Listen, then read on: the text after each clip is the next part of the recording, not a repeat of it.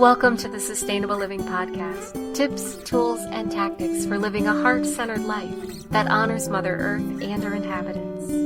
The information shared on the Sustainable Living Podcast reflects the opinions of host Marian West, Janice Friant, and their guests. Please use your own discretion in research before applying any information to your individual situation. Now, here are your hosts, Marian and Janice. Welcome to the podcast, everyone. Today, I'm excited to be chatting with Chet Van Wert, who is the founder of the A Greener Daily Life website, which connects conscious consumers with sustainable, ethical brands. Welcome, Chet. Thank you, Janice. I'm so happy to be here. Oh, I'm excited to have you here because your website really talks about a lot of things that our listeners are interested in. So without further ado, can we get started by having you share your journey? What brought you to where you are now regarding sustainable living? Well, you know, I'm a lifelong environmentalist, and I've probably been a member of the Sierra Club and the Audubon Society for 30 or 40 years. And also a business person. I've been a marketer in a variety of places. I've been doing digital marketing for 25 years. I've been sort of tracking environmentalism and business side by side, and through the years, I became aware that there were a lot of better choices that a consumer could make in terms of the kinds of things they buy. So I've been, for 4 or 5 years, for example, I've been buying wind generated energy from a company called Ethical Electric, and it's just delivered to my home through my normal electric utility. And I pay something like, $15 a month more than I would for the local coal or nuclear energy. But I've been doing that for a while, and I think I've been discovering sustainable products, through the years along the way. The big aha moment for me, tell me if I'm talking too much. No, please go on. It's very interesting. I'm a coffee and tea lover. You can hardly ever find me at my desk without a cup of something. And, it occurred to me one day as I was grinding my coffee beans that, the goal here was to extract as much as I could from the beans. And I was also aware that in the coffee growing lands, they use chemicals like DDT and things that we outlawed a long time ago. And I thought, I wonder, am I getting all the DDT I can out of my coffee beans here? And so I really became aware that, of more and more choices. And it became clear to me that when you think about what's going on in the environmental world, we could have better laws and better regulation, but we have some. There are a lot of NGOs, and Greenpeace is doing its share, and Sierra Club is doing its share to raise people's consciousness and to, we just closed the New Jersey Sierra Club, I think was definitely involved in getting a coal plant closed down here recently. But the real economic power is us. It's consumers. We go to the store, we go to the grocery store, we go to the drugstore, we buy our cosmetics, we get in our cars. Everything we do every day is, the economic power that is holding up fossil fuel companies, fashion companies that employ, sweatshop labor. Cotton is the second most polluting crop on this planet. It is an environmental hazard. And we have the power to change what we buy. There's an author, Paul Hawken, is a guy who I've loved forever. He used to have a company called Smith & Hawken, which made the best garden tools ever. Oh, yeah, I've heard of them. So he wrote a book in the 90s, and it was revised a few years ago, called The Ecology of Commerce. And he has a great quote in there, which says essentially, the cash register is the voting booth of democratic capitalism. We don't have to buy from companies that pollute. Mm-hmm. We don't have to buy from companies that abuse their workers, because there are choices. Mm-hmm. And so the question really became, well, what are the choices? Yes, exactly. Because there's all this stuff out there, but how do we find out, which ones are more eco-friendly? Exactly. And I was having this conversation. I was on vacation with my family. I was having this conversation with my children 2 years ago, in the summer of 2014.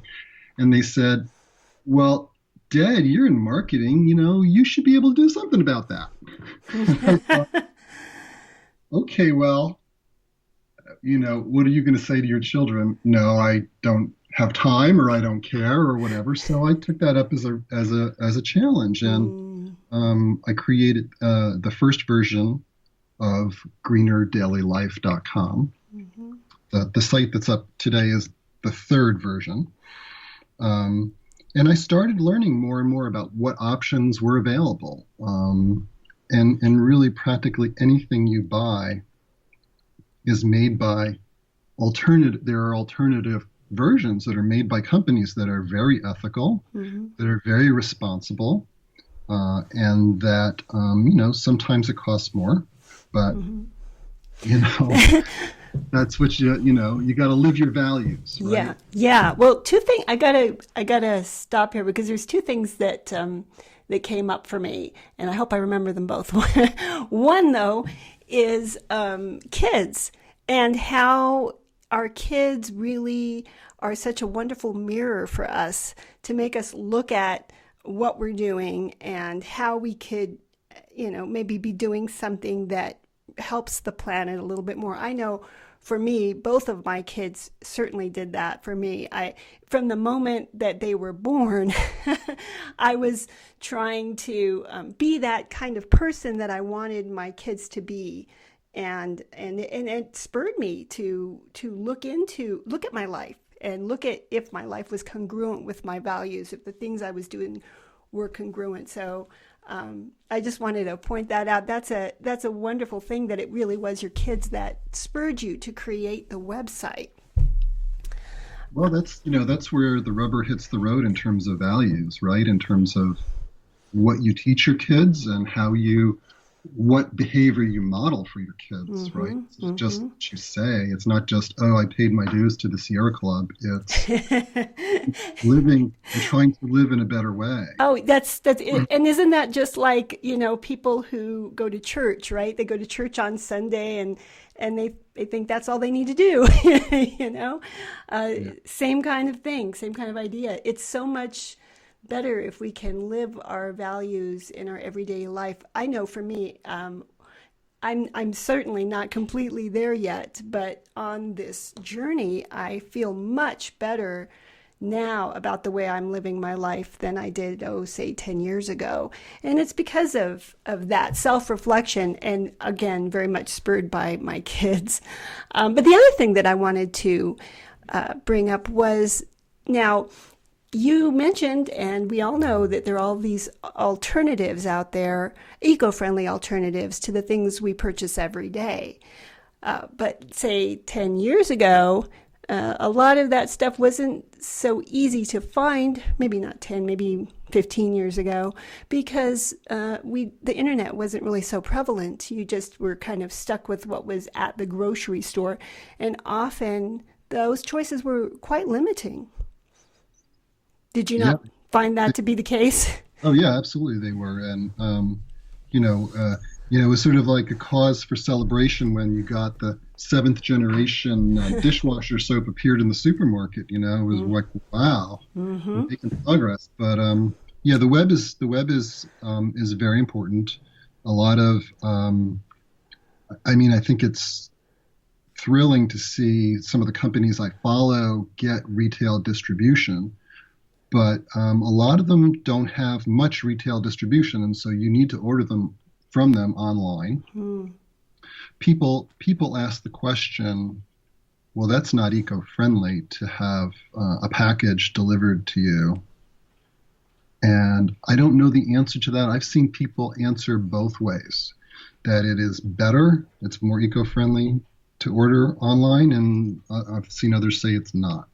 I don't know if it is, Yeah. but nothing is perfect. Right, right. And I mean, for me, I think it can always be improved. And I'm hoping that it will be, because too often I will order something tiny and it will come in some big cardboard box with so much stuff in it, for something that's not even breakable. Yeah. I get really frustrated with that. But here in the mountains, I use a wood stove. So generally, as long as it's a paper product, I use that stuff for kind of kindling for my fire. And again, that may also have its issues, but at least I feel a little bit better that I'm not contributing to the landfill. Well, here's the bigger issue. The bigger issue is it, what's the footprint of getting a package delivered to my home today? Mm-hmm. The issue is we need to shift economic power from, Procter and Gamble to, Seventh Generation or Tom's of Maine or what have you, any of these companies. Mm-hmm. And right now, what's really crucial is shifting that power. And that means we're going to take our dollars that we're using, that's our voting. We're voting with our wallet every day, and we're going to give it to the companies that are trying to do things right, that are trying to reinvent their businesses on a 21st century, sound way of operating. And they need the money to grow, and we take the money away from the old industrial companies. Mm-hmm. Oh, you bring up a really good point that we talk about a lot here. And that is when you have these kind of monopolies of corporations that are so involved in lobbying and have so much money to spend. Sometimes it really does feel like we are David fighting Goliath here. And so I know for me, it really matters to me if it's a small company versus a big corporation. I like to support the smaller companies that are getting off the ground, because I think that's the free market, right? I mean, I would like to see more of a level playing field here personally, because I think that more eco-friendly companies can come out if the playing field is a little more fair. Absolutely, we need to give them the economic power. The guys there's so many thousands of these entrepreneurs who have sat down and thought through their entire business from the raw materials to how it gets delivered to you and how you use it. They've rethought the entire thing, and they've put incredible ingenuity into reinventing a product or a business. And we need to reward them. Think about GMOs, genetically modified crops. We weren't successful in preventing them from getting out into the universe, but these big companies are fighting with millions of dollars of lobbying budgets to prevent even labeling packages. Mm-hmm. They won't even say, they don't even want to put it on the package, where we know like 85% of consumers want that stuff labeled. Mm-hmm. But it's not happening because our dollars go to big company X, which then funds lobbying to prevent us from having the information about what's in the package of cereal we're buying. Yeah. Yeah, I get so frustrated about that. I mean, and I know I'm not the only one. I know a lot of the people who are listening it's so infuriating.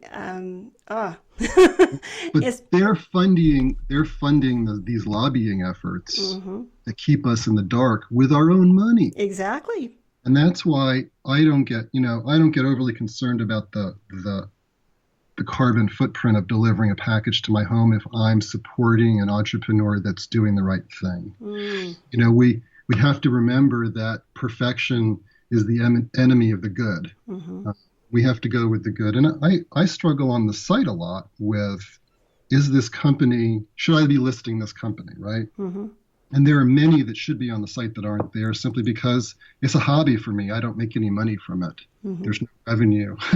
So, I'm way behind in terms of adding companies I would like to add, but none of them is perfect. I think about vegans who don't want to use leather. Mm-hmm.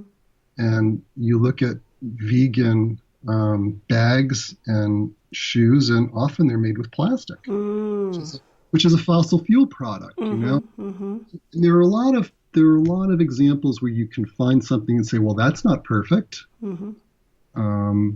And I think right now we have to accept the fact that things are not perfect, but we have to support the innovators. Yes. Trying to make things better. Oh, I completely agree. And that's another topic we talk a lot about, because there's always, in any movement, in any way of thinking, there are always the people that are just a little fanatical about it. I mean, I'm not trying to offend anybody, but when we get a little too perfectionist in what we're trying to do, like you said, we just we hamper progress.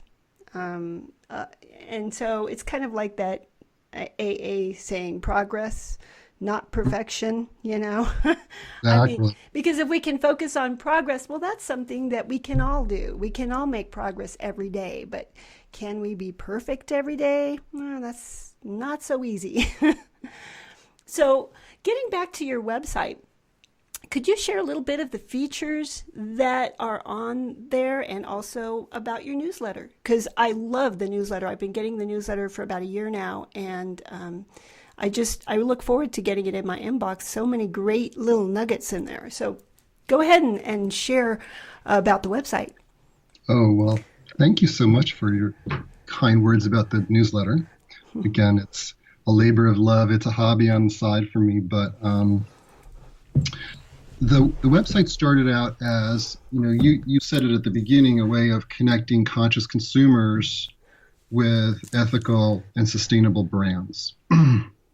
And so it's not the only one out there, but it's reaching people who want this information. And so it's not limited to any one particular category. We have ethical fashion.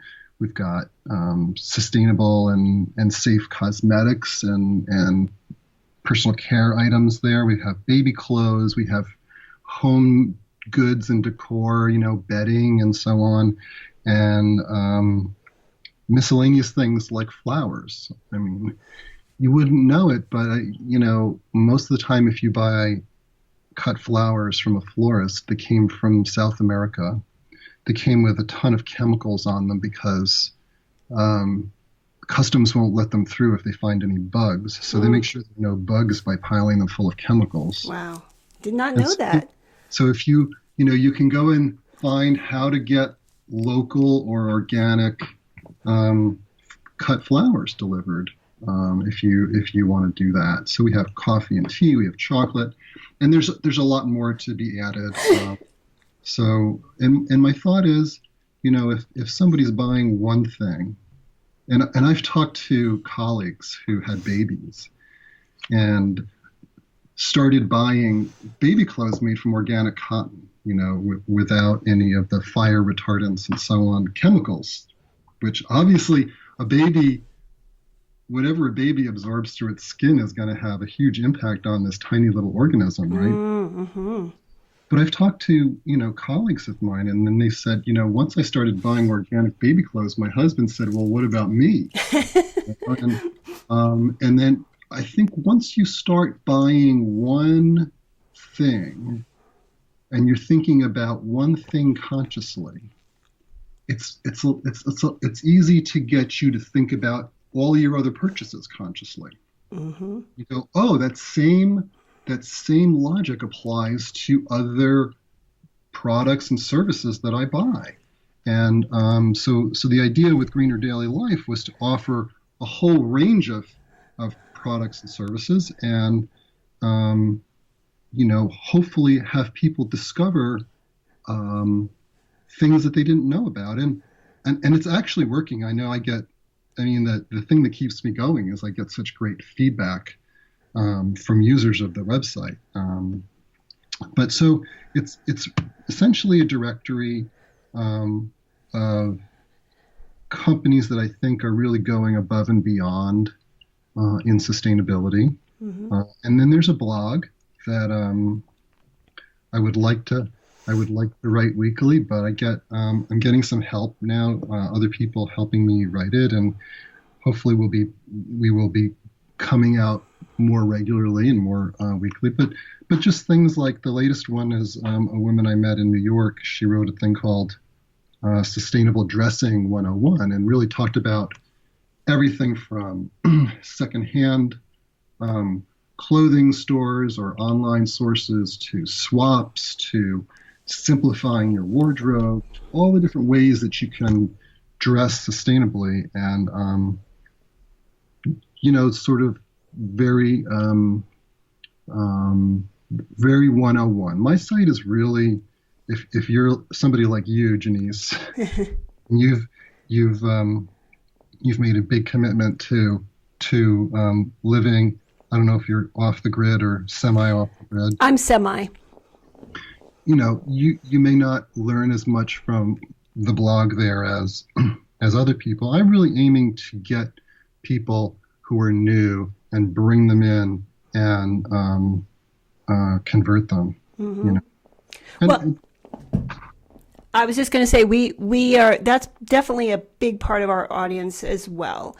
And for me, I still find a lot of value in your site because while I'm trying really hard not to purchase things, the things I do purchase, I'd like them to be as eco-friendly and safe as possible. And there really aren't a lot of places where I can go to get that information. So it's definitely valuable for me. Well, great. I'm so happy. I mean, I've learned a lot. As I said, the first version of the site went up 2 years ago. It's now on the third version. It looks a little better each time. Excuse me, I'm sorry about that. That's okay. I've learned so much on this journey, and it's so much fun to share it, and it's so much fun to get the feedback, as I'm sure you do too. Oh yeah. Well, on that note, could you share a few of the biggest things you've learned in the process of running a greener daily life? Well, if you want to think about the things you never think about, like the flowers I mentioned, chocolate. Today, if you just buy conventional chocolate, as we all just did on Halloween, right? Mm-hmm. A lot of that is harvested by children in West Africa. And they're essentially slave labor. And it's just so shocking and so shameful. It really is so disturbing that we're importing products like this into our country. Yeah, one of the most retweeted tweets I've had this year was, essentially said, we thought we outlawed child labor, we just exported it. So when you look at fair trade chocolate, there's a company on my site called Divine Chocolate, which is run by a co-op in Africa. You can get their stuff in Whole Foods, but it's so important to look for fair trade. I mean, there are today 45 million people estimated to be living in conditions that you could, very reasonably call slavery. There was an expose in the New York Times about these fishing boats, which don't come into port. They just live, they're on the high seas for years, so they're not in any political jurisdiction. And the fishermen on those boats are treated terribly. They're not paid. They end up in debt because they're the way the system works. And what are these fishing boats doing? They're getting fish for our cat food. Wow. So we have slave labor producing our cat food. Wow.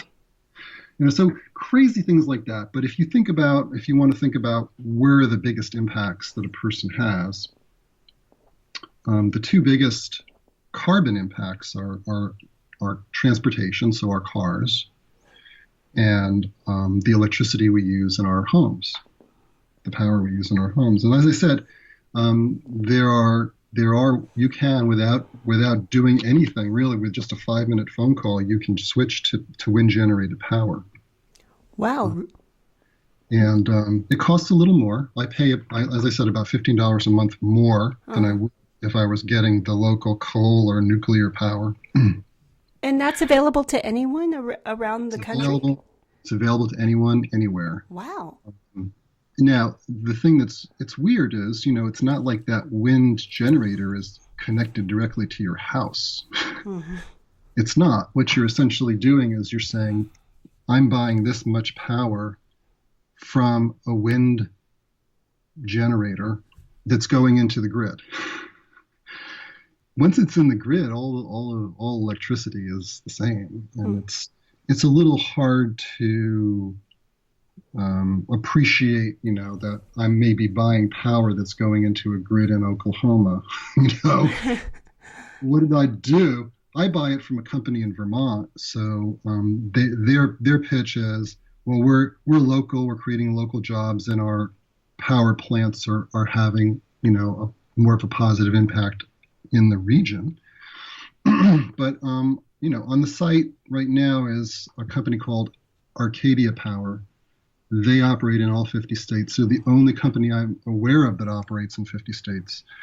But there's also a place you can go on the, I think it's the EPA website, the Government Environmental Protection Agency website, that lists by state all of the alternative power generators that are available. So you're still going to have the power delivered to your home through the same line that comes to your house right now, but it's going to be in the grid that's delivering it. There's going to be a better mix of renewable energy. So the biggest impact is this hard one to explain about renewable energy.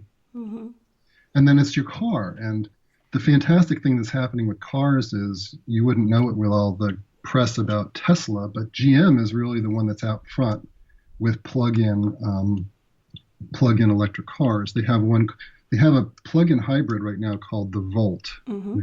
VOLT, which is very well rated. And I've got a link on one of my blogs to a Sierra Club buying guide about electric vehicles. But coming later this year or early next year is one called the Bolt with a B, which is a pure plug-in with no gasoline engine. It's got like a 230-mile radius. I forget what they call the travel distance you can go before you have to recharge it. Wow, that's a lot, though, from what I've heard about how far an electric car can go. Oh yeah, it's far beyond anything that exists now, and it's as good or better than the Tesla Model 3, which won't be out for a year after that. So. Oh wow! Could you send me the link to that particular blog post? I want to make sure people get that. It's very interesting information.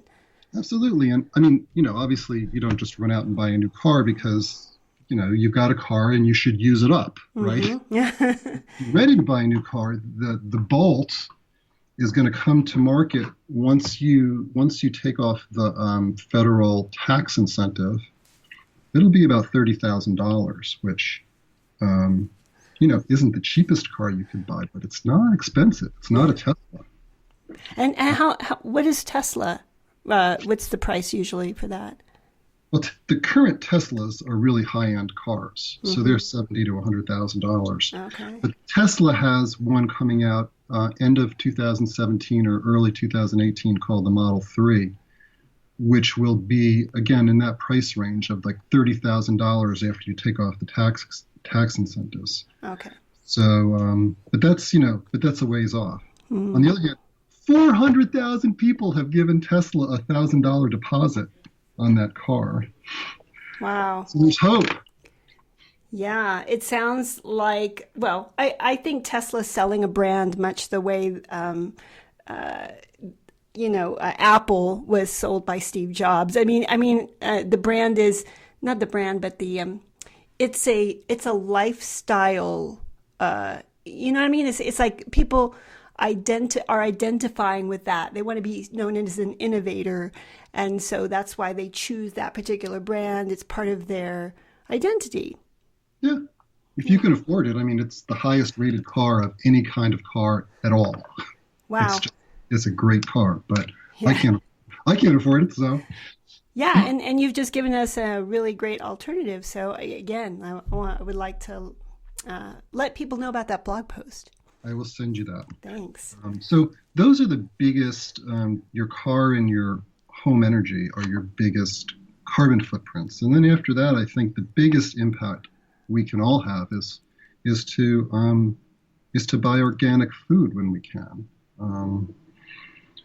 Consumer Reports will tell you that if you look at the most common things we buy at the supermarket, dairy and produce that is organic, it probably costs 50% more than conventional. But you just have to make that choice. Yeah, but I have found over the last 5 to 10 years of seeking out organic and purchasing it in my local grocery stores, that the price has certainly come down. And in fact, even here, and not only that, but while I live here in Southern California, more and more of the big chains are having bigger and bigger organic sections. So I see that as a positive. And of course, the other option, which that your site does not offer, is growing your own food. But when you can't, and I still can't grow all my own food. I have to go to the grocery store, and so I'm always looking for that, making sure that it is certified organic and also, not that expensive. So I'm glad that the prices are coming down at least. I'm a big believer in growing whatever you can. We have a container garden on our deck because that's the only thing we can keep away from the animals here. I totally relate. I was just on a couple of episodes ago, I was just going on and on about my gopher problem. Oh, gosh. But I think my daughter grew up just being able to walk out the door and pick strawberries, and how do you, and now she's way beyond us in terms of her organic and vegetarian cooking capabilities. But your children need to grow up understanding that where food comes from, it doesn't come from the supermarket, right? Correct. Yes, exactly. And so however little you can grow is just, it's just a pleasure. Yes. Again, one of my most retweeted tweets this year was about a pyramid grower that we have on our deck. It's 4 square feet, right? It's 4 feet by 4 feet, and it's got 5 layers, 5 tiers, and we grew salad in it. We grew more salad than we could possibly eat in the spring until it got too hot here. Mm-hmm. But in 4 square feet, and just imagine who doesn't have 4 square feet. Right. You can grow unlimited salad. Yeah. Perfect example of how you can homestead in the city or in an apartment. You really don't need to have that much room. Of course, very few of us can grow all of the food that we need, but pretty much everybody can grow some of it, or at least grow a significant amount, Okay, so here's a quiz for you. What percentage of American farmland do you think is organic? Certified organic? Yep. Okay. 20%? Less than 1%. Wow. Less than 1%. So, when I go out and pay extra for those, organic lemons or eggplants or whatever, it's the same concept, which is let's take our money away from the guys that are filling the soil or destroying the soil, really. Mm-hmm. and let's give it to the people that are growing it correctly. Yeah. Oh, it sounds like you've pointed out some place where we can really have a huge impact. Because think about it, if my local grocery store is any indication, as I said, it seems like the organic section gets bigger every year. There is a demand there. And if only 1% of the farmers out there are filling it, well, that sure opens up a lot of opportunities for ecopreneurs, right?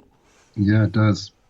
It's a 3-year process to convert farmland that has been farmed with chemicals to be able to be certified organic. So it's a schlep, but we got to make it worth it to them. We're the guys that are paying for that, and we can either buy cheap food that's destroying the soil and full of chemicals, or we can fund these guys that are doing it correctly, Right. And actually, there is a movement, we've talked about this on the podcast, for people, regular everyday people, to grow stuff in their own yards and sell that. So basically farming in your own yard is becoming a bigger and bigger thing, a way that people are actually making significant amounts of income. So more and more options are out there, and it's exciting, and it's really exciting that there are sites like yours, not many that I've seen, but at least you guys exist there to point out some of these better, more ethical, sustainable products. So do you have any other projects or things that you think our listeners might want to know about regarding A Greener Daily Life, and also that awesome newsletter you put out? You can sign up for the newsletter at the top of the homepage of the site, and it includes not just things that I've written or people that are working with me have written. It includes just a lot of interesting stuff that's been published, in the past week or two. And, if you're at all a geek about this stuff the way I am, it's, just go to the website and click through and read the About Us sections of some of the merchants that I've listed there. And it's just so inspiring. As I said, I'm a coffee and tea fanatic. I'm drinking a cup of tea right now from a company called Teatulia. And they took an area in Bangladesh and restored the soil, created a co-op where there's hundreds of families that are working this tea plantation. They created a cattle dairy lending program, and they've just created a local economy that's just fantastic. And out of this great local economy that they've created, you can buy this organic fair trade tea. But if you just read the story of what they've done, it's so inspiring. And there are so many of them. That's to me the hugely impressive thing I've learned. Yeah, because every choice we make in our purchasing affects so many people, and it affects our earth in so many ways. I learned to start thinking about that from a Buddhist retreat I went to once, and I think there's a prayer that the Buddhists say before they eat, thanking all the people that were involved in growing the food, the land that was involved, all the insects, everything that went in to creating this nourishing food that allows us to thrive and go out in the world and do all the things that we want to do. And I think that that's something too often many of us have lost, that connection to where all of our food and our clothing and the things that enable us to live our lives come from. And sites like yours are really helping people to gain that back. And it's a big deal. It really is, because the stories enrich us, especially when there's stories of hope, when there's stories of people bringing the land back to its original state, healing all the suffering that's been caused by mindless consumerism. So I want to thank you personally for what you're doing, Chet. Well, thank you so much for having me. Can I just say one more thing? Sure, yeah, please. You mentioned choices, and that's a word I use a lot. And really, the site is really just about letting you know what the choices are. And I have this, while you were talking, I looked up this quote I like. I tweeted it the other day, or I retweeted it, from Eleanor Roosevelt, and it says, "One's philosophy is not best expressed in words. It is expressed in the choices one makes." Mm-hmm. And it comes back to, living your values, mm-hmm. and funding a better economy by supporting the companies that are doing it right. Mm-hmm. And I can personally attest to how living your values, being congruent in your everyday life with your values, really does help you to be happier in general. Yeah. And, we are part of nature. You were saying that. Mm-hmm. And we have to remember that connection. Yep. Absolutely. So I so appreciate talking with you today. Oh, me too, Chet. I'm so glad we connected. And everybody, you can follow Chet on Twitter in addition to, because that's how I connected with Chet. You can follow him on Twitter in addition to checking out his awesome website. I highly recommend that you sign up for that newsletter. There's some really positive, inspiring stuff in there. And again, thank you, Chet. And thank you, everyone, for joining us here on the Sustainable Living Podcast. See you next week. Thanks for joining us on the Sustainable Living Podcast. For more sustainable living tips, join our Facebook group, Sustainable Living Tips, Tools, and Tactics, and follow us on Twitter.